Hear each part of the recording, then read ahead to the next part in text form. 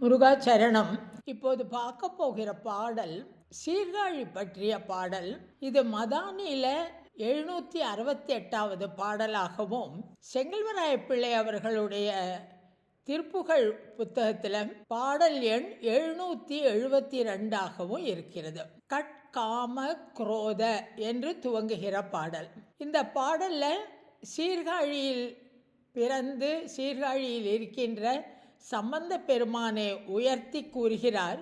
சம்பந்த பெருமான் பாண்டிய அரசனுடைய வெப்பு நோயை தீர்த்ததை பற்றி குறிப்பிட்டவர். முருகனை பற்றி சொல்லும்போதும் அவன் தன்னுடைய கால் வலிக்க முள் நிறைந்த காட்டில் சென்று அந்த வள்ளிப்பிராட்டியை ஆட்கொண்டவனாம். குரமானை முள் கானில் கால் வைத்து ஓடிப்போய் முற்சார் செச்சை புயவீரா என்று இந்த பாடலில் புகழ்கிறார்.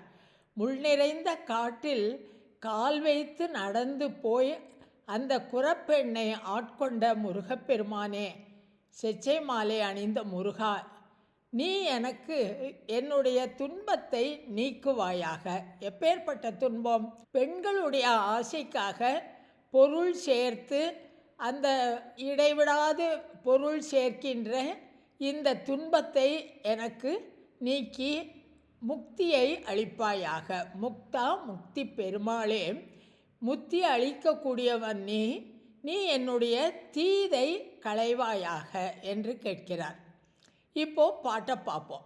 கள் காம குரோதத்தே கண் சிமிழ்த்தோர்கட்கு கவி பாடி கச்சா பிச்சாக தாவி ஆரத்தே அக்கொட்களை நீளக் கொள்கால் அக்கோல கோணத்தே இட்டு ஆசைப்பட்டிடவே வை கொள் தானக்கு ஊனுக்கா எய்த்தேன் இத்தீது அத்தை களைவாயே.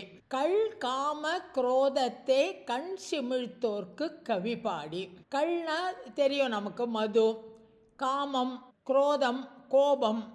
இந்த மூன்றுமே மிக மோசமான குணங்கள். ஆனால் இந்த குணங்கள் இருக்கிறவர்கள் எப்படி இருக்கலாம்?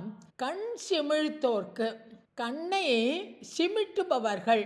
கண்ணை சிமிட்டுறது அப்படின்னு சொன்னால் இங்கிலீஷில் சொல்கிற போது விங்கிங்னு சொல்லுவோம். விங்கிங் அட் அப்படின்னு சொன்னால் கண்ணை சிமிட்டினா ஒரு தப்பு நடந்தால் கூட, தப்பு செஞ்சால் கூட அது தப்புன்னு இல்லை அப்படிங்கிற மாதிரி கண்ணில் ஒரு குறிப்பு காட்டுறது. ஒரு கண்ணை மாத்திரம் மூடி பண்ணுவா இல்லையா, அது ஒன்றும் தப்பு இல்லை அப்படின்னு.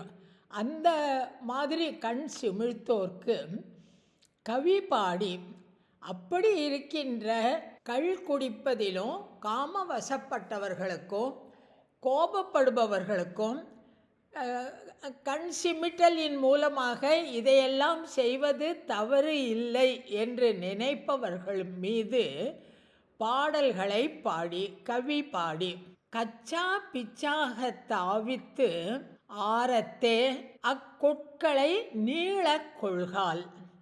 கச்சா பிச்சாக ஜென்ரல் இதில் யூசேஜில் சொல்கிறோம் இல்லையா, என்ன கச்சா பிச்சான்னு வேலை செய்கிறான் அப்படின்னு. ஒரு தெளிவே இல்லாத முறையில் வேலை செஞ்சால் பேசினா அதுக்கெல்லாம் இந்த அடுக்கு தொடர் பயன்படுத்துவோம்.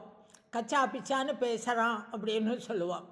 அந்த கச்சா பிச்சாக தாவித்து ஆரத்தே அக்கொட்களை, அந்த மாதிரியான வார்த்தைகளை மது, காமம், குரோதம் உடையவர்கள் மீது பாடுறேன். பாடுற போது என்ன பண்ணுறேன்?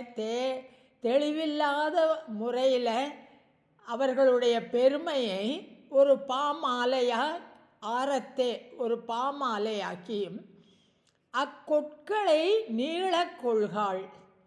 அக்கொட்களைனாக்க அந்த பாட்டு பாடுறதுனால கையில் பணம் பொருள் கிடைக்கிறது இல்லையா, அந்த பொருளை எல்லாம்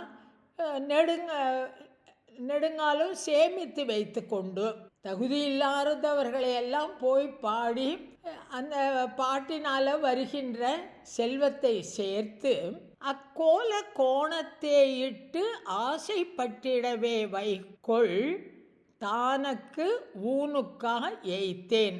தகுதியில்லாதவர்கள் மீது பாடி அதனால் வருகின்ற பொருளை நீள கொண்டு நிறைய சேர்த்து அக்கோல கோணத்தே இட்டு, அக்கோல கோணம் அப்படிங்கிறது இந்த இடத்துல பெண் குறிய சொல்கிறார். அதாவது பெண்ணின் மீது ஆசை கொண்டு அந்த பெண்ணிற்காக அந்த பணத்தை செலவழித்து இட்டு ஆசைப்பட்டிடவே, அந்த பெண்ணின் சுகத்திற்காக இந்த பணத்தை எல்லாம் பொருளை எல்லாம் செலவழித்து வைகொள் தானக்கு ஊனுக்கா எய்த்தேன். வைனா வைக்கிறது, இந்த பொருளை எல்லாம் இந்த பெண்ணிடம் கொடுத்து வைத்து, தானக்குன்னா தானத்துக்குன்னு எடுத்துக்கணும், தானத்துக்காகவும் ஊனுக்கானா இந்த உடலுக்காகவும் இந்த பணத்தை எல்லாம் தேடி தேடி சேகரித்து இழைத்திருக்கிறேன், எய்த்தேன். இத்தீது அத்தை களைவாயே, இந்த பெரிய துன்பத்தை தீய குணத்தை என்னிடமிருந்து நீக்குவாயாக. தகுதியில்லாதவர்களையெல்லாம் பாடி அதிலிருந்து வருகின்ற பணத்தை பொருளை பெண் ஆசையில் செலவிட்டு இருக்கின்ற என்னுடைய இந்த தீய குணத்தை நீ நீக்குவாயாக. வெட்காமல் பாய் சுற்று ஊமர்ச்சேர் விக்கானத்தை தரி மாறன் வெப்பு ஆற பாடி காழிக்கே புக்காய். வெட்காமல் பாய் சுற்று ஊமர், ஊமர்னா மூடர்கள், பாய் சுற்று ஊமர் அப்படின்னா இந்த இடத்துல சமணர்கள். சமணர்கள் பாயை அணிந்து கொள்வார்கள்னு சொல்லுவார். அரை நிர்வாணமாக திரிபவர்கள் அவர்களெல்லாமும் அமணர்கள்.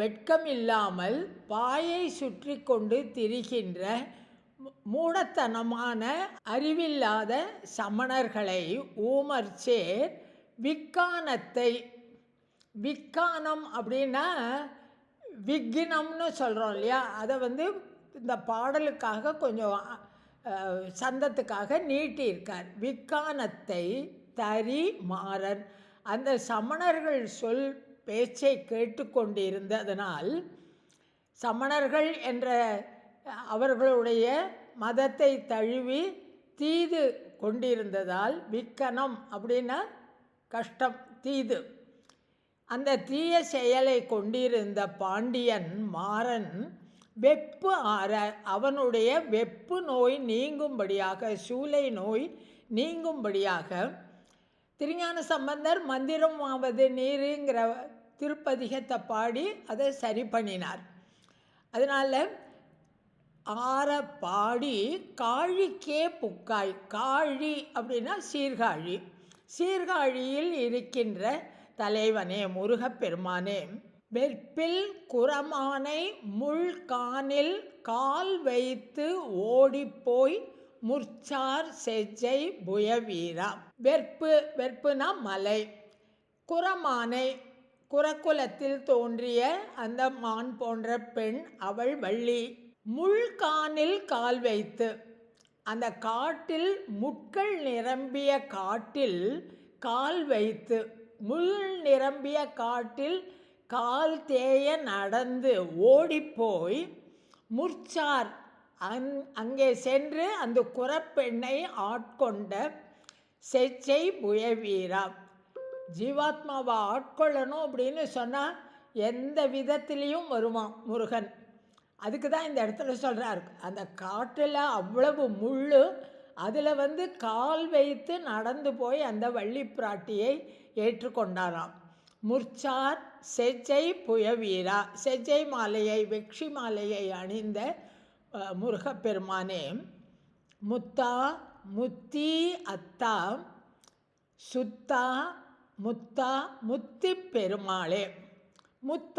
முத்தானா முத்து போன்றவனே அப்படின்னு எடுக்கலாம், இல்லை முக்திக்கு காரணமாக இருப்பவனே. முத்தி அத்தா, முத்தினா 3 வகையான அக்னி. பிராமணர்கள் யாகம் வளர்க்கும் போது 3 வகையான அக்னி வளர்ப்பார்கள். ஒன்று வந்து யாகவனியம், இன்னொன்று தட்சிணாக்னி, இன்னொன்று கார்கபத்தியம். இந்த 3 விதமான அக்னியும் வேதத்தை காப்பாற்றுவது, தேவர்களுக்கு காணிக்கை கொடுப்பது, பூலோகத்தை ரட்சிப்பது என்ற 3 வகையான செயல்களை செய்யக்கூடிய அக்னி. அதைத்தான் வந்து முத்தி அப்படின்னு சொல்கிறார். முத்தி அத்தா. அந்த 3 யாக தீக்களுக்கும் அக்னிக்கும் தலைவனாக இருப்பவனே. அந்தன்மறை வேள்விக்காரான ஒரு திருப்புகள் சொல்லுவார். அந்தணர்களுடைய யாகத்தை காப்பாற்றுகிறவன். இந்த இடத்துல முத்தி அத்தா, சுத்தா பரிசுத்தமானவனே, முத்தா இந்த இடத்துல முக்தியை கொடுக்கக்கூடியவனே, முத்தி பெருமாளே முக்திக்கு காரணமாக இருப்பவனே. முருகா, நீ என்னை இந்த இந்த பணத்தை சேர்த்து கெட்ட வழியில் செலவழிக்கின்ற அந்த துன்பத்தில் இருந்து என்னை நீ நீக்குவாயாக அப்படின்னு இந்த பாடலில் கேட்குற. முருகாசரணம்.